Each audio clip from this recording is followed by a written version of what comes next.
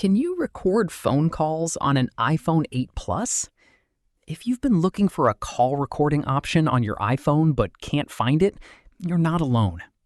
The truth is that iPhone 8 Plus does not have Apple's built-in call recording feature.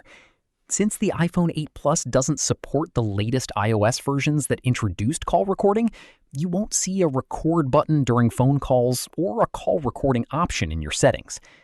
Because of this, you also can't enable or disable call recording, and you won't hear the recording announcement that newer iPhones play when a call is being recorded.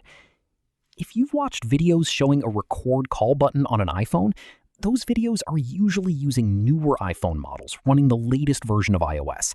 Those steps do not apply to the iPhone 8 Plus. So, what are your options?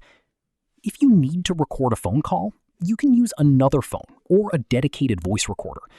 Simply put your iPhone call on speaker mode and use the other device to record the conversation. Before recording any call, make sure you follow the privacy laws in your country, and if required, get permission from the other person on the call. Be careful with apps that claim they can record calls on the iPhone 8 Plus without any limitations. Most of them either require additional services, have restrictions, or don't work as advertised. So that's the truth.